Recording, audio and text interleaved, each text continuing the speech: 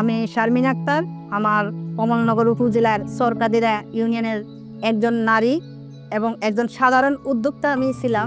ঘরোয়াভাবে একজন নারী ছিলাম, একটু রান্নাবাড়া করতাম বা বিভিন্ন ধরনের একটু খাবার দাবার তৈরি করতাম। কিন্তু বুকের ভিতরে সবসময় একটা স্বপ্ন ছিল যে আমি এমন রান্নাবাড়া করব, এমন কিছু তৈরি করব যেটা সারা বাংলাদেশ আমাকে দেখবে।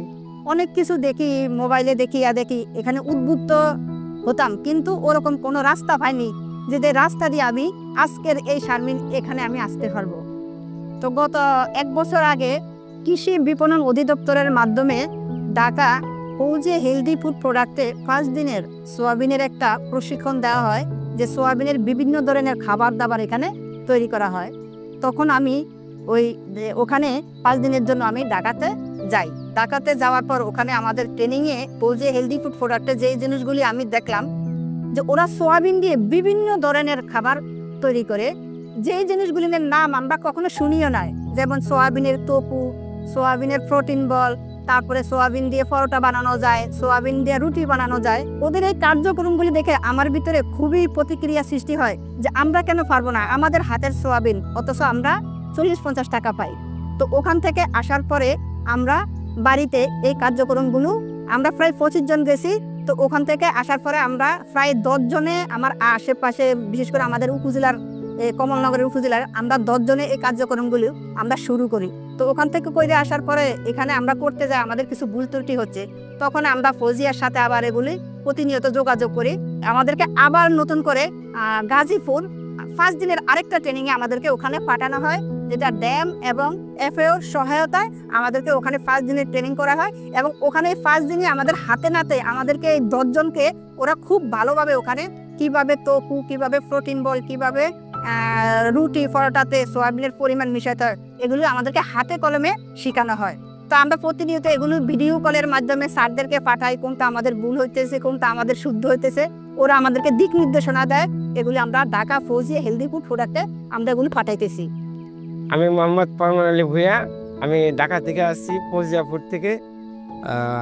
আমরা বেসিক্যালি এসএসসিবি প্রজেক্টের আন্ডারে আমরা উদ্যোক্তা উন্নয়নের প্রশিক্ষণটা দিয়ে থাকি। সেই প্রশিক্ষিত উদ্যোক্তা গ্রুপটাই আজকে আমাদের টোফু, সয়াবিনের যে প্রোডাক্টগুলো তারা তৈরি করে থাকে, সেগুলো আমরা ঢাকা ইউনিমার্ট, মিনাবাজার, সুপার শপগুলোতে দিয়ে থাকি। সেই ক্ষেত্রে এদের যে প্রিমিসেস, যেখানে তারা প্রস্তুত করে প্রোডাক্টটা, সেটা প্রিমিসটা দেখার জন্যই আজকে আসার উদ্দেশ্য ছিল। এসএসসিবি প্রজেক্ট এবং কৃষি বিপণনকে অনেক ধন্যবাদ যে এই ট্রেনিংগুলোর ব্যবস্থা করে দেওয়া আমাদের মাধ্যমে। প্রত্যন্ত অঞ্চলের যে নারীরা, অধিকাংশই নারী, তারা যে তাদের উৎপাদিত ফসল সয়া, সেই সয়া রাজধানীতে আমরা এসে দেখলাম যে তারা নিজেরা আসলে কীভাবে করতেছে। আমরা অত্যন্ত খুশি যে এইভাবে যদি তারা করে তাহলে বাংলাদেশের এই উদ্যোক্তা উন্নয়নটা ঠিক রাখা সম্ভব। এবং আমরা আরও অনেক পণ্য, সয়া বেস্ট যে পণ্যগুলো আছে তাদের মাধ্যমে তৈরি করে আমরা ঢাকার বাজারে আমরা এগুলো বিক্রি করতে পারবো।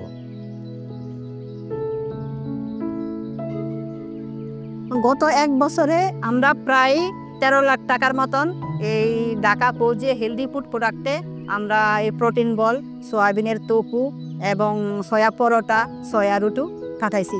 বিশেষ করে আমাদের পাশের উপজেলাগুলো যারা এই যে এসএসসিপিতে আমাদের ফৌজি হেলদি ফুড ট্রেনিংয়ে যায়, তারাও আমাদের সাথে আসে এবং তারা বিভিন্নভাবে আমাদের কাছে পরোটা রুটি বানায়া পাঠায়।